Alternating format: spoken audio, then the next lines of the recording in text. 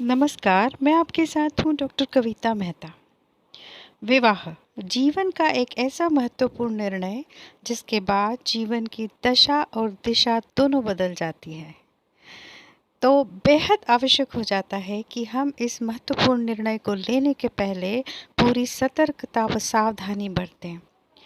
जब हम वर और वधू की कुंडली मिलान के लिए किसी ज्योतिषी के पास जाते हैं, तो हमें कुछ प्रश्न करना चाहिए, जैसे कि वर या वधू का लग्न या लग्नेश कैसा है।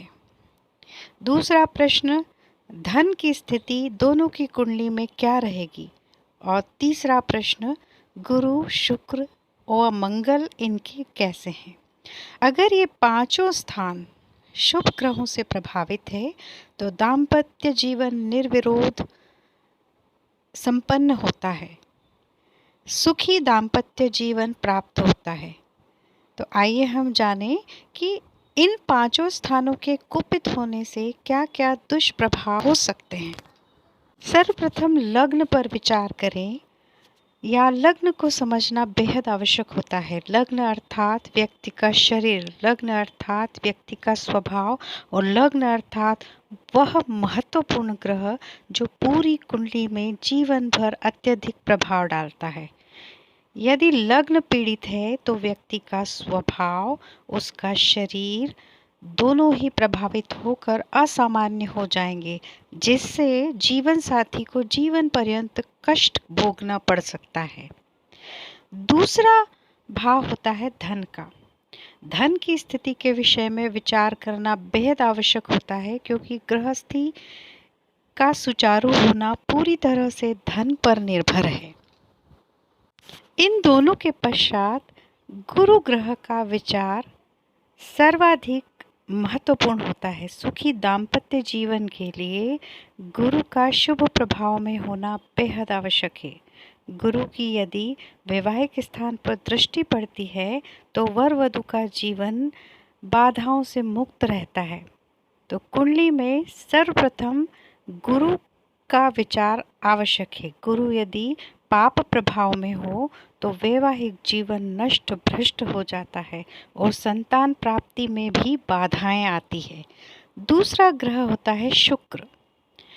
शुक्र जीवन में भौतिकता और रसायनों का कारक है, जीवन में रस का कारक है।